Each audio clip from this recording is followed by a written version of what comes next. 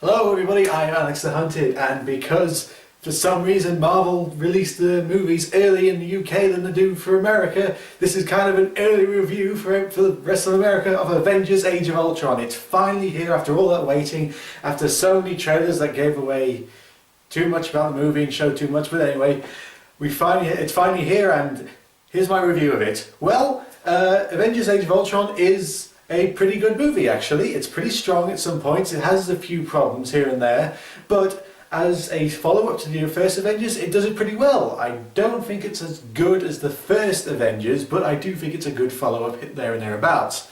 And it introduces new characters, new villains, and just has some pretty good and is a lot darker in some areas, but also that writing, that comedy writing that they have in this movie is just as tight as ever.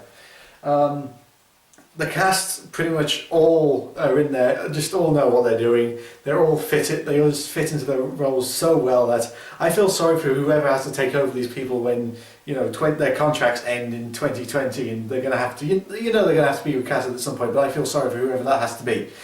Robert Downey Jr., I actually know, yeah, as usual, I think Robert Downey Jr. actually does steal the show. He is, I think, the best part. He has the best lines, and him going off Captain America, Chris Evans in this movie, they subtly and very well build up like the tension that there's going to be between them. That's going to be in Civil Wars. This movie kind of puts in the building blocks of how Civil War is going to be.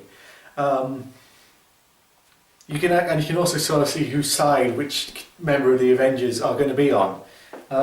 It's going to be fun to see where this goes. Who else? Christ, I'm going to be terrible with names, but who plays the Hulk? He plays it really well. Of course, he's the best kind of Hulk as that Jekyll and Hyde character. He definitely is having fun. He's definitely having a lot more fun as well. Like his character, Bruce Banner, is more. He's still haunted by him becoming the Hulk, and he's very scared of what he can do if he actually loses control of the Hulk, and that kind of happens, as you know, in the part where he doesn't kind of get mind control. It's not really mind control; it's more like mind manipulation. Scarlet Witch's powers, she basically makes people, the Avengers, kind of relive, like see their darkest fears and kind of feel them and see how they are. And you don't really see what Bruce Banner is, but it's really just him becoming the Hulk, and he's just rampaging, killing everything in his way. Like, he's just a berserking animal.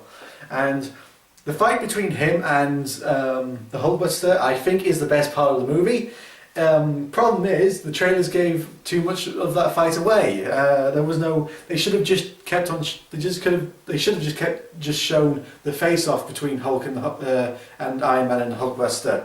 But all in all, about it's advertising. I don't think the people advertising, they're not the people who direct film, and they're not the ones, all that sort of stuff. Who else? Thor. Thor actually does have a very diminished role in this. I mean, he's not like you miss him or anything like that. It's just times of the movie. He doesn't leave much of an impact, and he's not really there too much. Sometimes he just walks off and appears whenever he's kind of needed. I would have liked more Chris Hemsworth for time, but it's not like he's underused. But I think they could have done more. What else?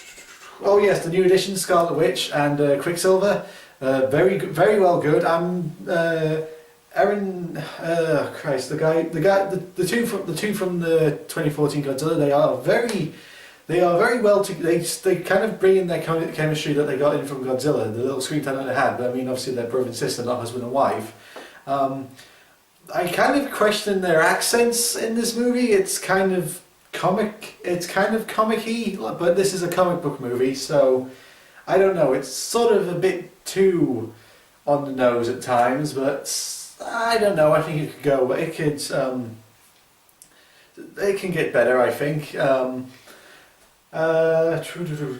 yes, we get some good. All the other characters like War Machine, Falcon, Nick Fury. They all play their part in this movie. There's no one really feels left out too much. Maybe Falcon. He doesn't. He kind of gets 2 scenes in this movie, but you know, they couldn't squeeze everyone in. I mean, they got to save that for Infinity Wars. What else? Oh yes, very good build up for the Infinity Wars in this. Again, it's subtly built up. It's not like in your face. They go more into it, revealing that there's Marvel Phase 3 is going to be a lot. I think it's going to be a lot more about building up to the Infinity War, and all these new characters are going to be interesting to see as well. What else? Ultron himself, I can't remember the actor's name. I'm not entirely sure this is a very accurate adaptation from the comic book character, but you know, just having a computer program that's based by logic would have made a very compelling villain. So they did their best with Ultron. It's not really a very strong adaptation of the actual character, but what they do is good. And Ultron has some good lines. He does come across as very threatening. He's got a lot of intimidation about him, and he does have a good presence. I do think that he gets hit a bit too many times. I think, but all in all, he's a robot, so they kind of say he can just upload himself to anybody he likes. So he's not really getting in any pain or anything like that. Also, Vision. Vision is introduced in this one, as kind of said. It is Jarvis who's put inside the Vision body. I really like what they did with the Vision in this movie, because the way he moves in this movie is the best way of thinking about him. It's very, he moves very fluidly. It's more smooth and more graceful than than the other heroes. Like, you know, all the other heroes are more like fast and punch and, you know, like quick and sharp and all that sort of stuff. Vision moves all swift and kind of like water sort of a way, but I'm getting too bogged down in metaphors. And his introduction is very well handled as well. I am going to do a separate video about spoilers about this movie, which I will release after it comes out in America, because I don't want to spoil there's some big spoilers in this movie and I don't want to give away too much in a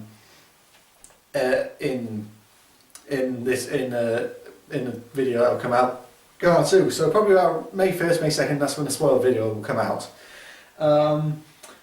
But all in all, Avengers Age of Ultron I think is a good follow-up to the first Avengers. I don't think it's as good as the first Avengers. There are some, like, the nitpicks I'll get the kind of not nitpicks, more problems I have with it at the moment. Hulk and Black Widow have a sort of romance in this movie, and it comes off as very bizarre, and I don't know, it just doesn't feel like it was, if it was built up throughout the first Avengers, I would get that, but this just comes out of left field at some point, and you're kind of like, what? When did this start? Did we miss something? What else? Problems, nitpicks. Oh yeah, some of the editing is a bit choppy in this movie. It's a bit too... Some things do cut and cut away too much. Like, it's like there's a scene, oh wait, no, this is the other scene, there's all that sort of stuff. Sometimes it does feel like it cuts away far too much, and also at times the heroes sort of just like are there. We don't really see them get to the place they are. They're here now. Like in a scene where they first fight Ultron, he's in this like weapons ship sort of area, and then suddenly Thor, Captain America, and Iron Man are there. They just appear there. They just kind of fly and say like, "Hey, we're here now. Let's fight," and all that sort of stuff. But it's not really like really glaring problems, I would say. But there are some other people might, you know, I don't know. It's not really bad. It's not really you know. It's not huge problems, not glaring ones. Maybe the Hulk Black Widow romance a bit, but not really too bad much. I would say it's there. It's not really bad. It's not bad romance. It's just kind of awkward, really. But apart from that, again, Avengers Age of Ultron is a good follow-up to the first Avengers. It sets up everything that's going to happen in Civil War, Infinity War, everything that's coming up in Phase 3 of Marvel's just cinematic universe very well, and I do look forward to seeing what Marvel do next. I do trust them entirely with where they're going with this, and I look forward to seeing more. If you've seen Avengers Age of Ultron, you probably haven't if you're living in America, but if you have, tell me what you think of it. And if you want to see more reviews, like, comment, subscribe and all that junk. And I will see you guys next time. Goodbye.